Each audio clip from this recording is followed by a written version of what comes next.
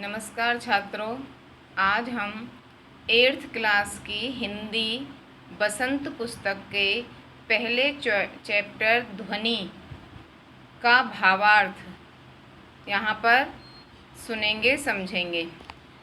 ध्वनि कविता सूर्यकांत त्रिपाठी निराला जी ने लिखी है और उसमें वर्णन किया है आशावादी होने का।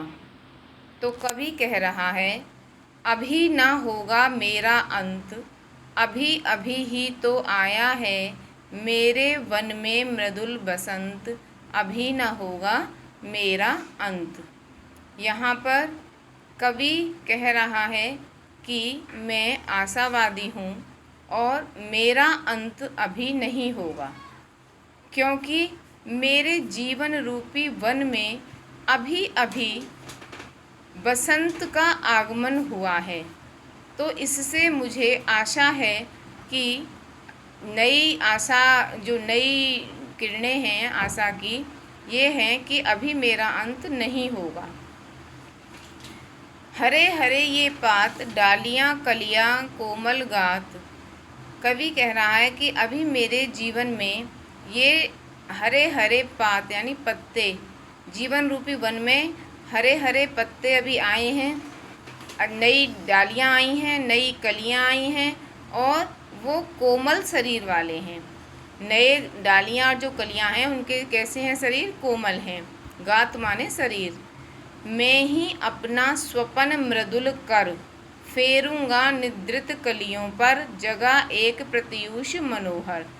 तो कवि कह रहा है कि मैं अपने जीवन रूपी जो वन हैं उसमें जो अभी नए कोमल पत्ते और डालियाँ आई हैं, उनको फूल बनाने के लिए अपना स्वप्न रूपी मुलायम, मृदुल, स्वप्न माने सपना, मृदुल माने मुलायम, कर माने हाथ, मैं अपना मुलायम हाथ उन निद्रित, न माने सोई हुई जो कलियां हैं, जो बंद कलियां हैं, उन पर अपना स्वप्न रूपी हाथ फेरूंगा, जगह एक प्रत्यूष मनोहर, और मैं उनके कलियों के जीवन में एक प्रत्यूष मनोहर यानी नई सुबह का, सुंदर सुबह का मैं आरंभ करूंगा।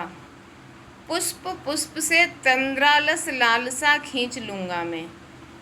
कवि कह रहा है जो मेरे जीवन रूपी बसंत में, वन में जो फूल खिले हैं, जिनको कुछ आलस आया हुआ है, तंद्रालस माने अलसाया हुआ, और जो कुछ लालसा, लालची हैं, उनको ऐसी दुर्भावनाएं हैं उनको हटा दूंगा। जो बुरी आदतें हैं आलस वाली और लालसा वाली, लालच वाली, उनको मैं हटा दूंगा। अपने नव जीवन का अमृत शहर से सींच दूंगा मैं।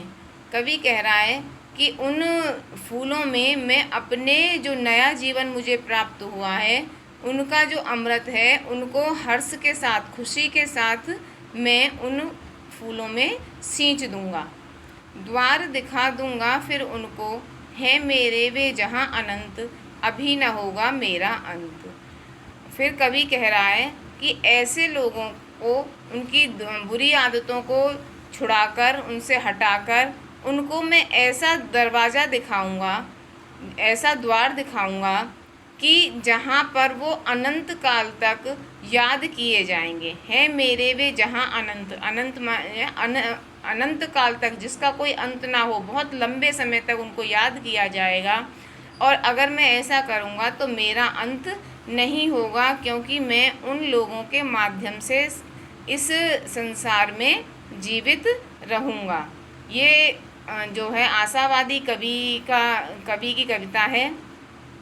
उसका मानना है कि मनुष्य का अंत कभी नहीं हो सकता यदि वह हमेशा आशावादी बना रहे, दूसरों की मदद करे, सहयोग करे, और वह इन सहयोग के माध्यम से लोगों के विचारों में हमेशा जीवित रहता है, उसका अंत कभी नहीं होता है।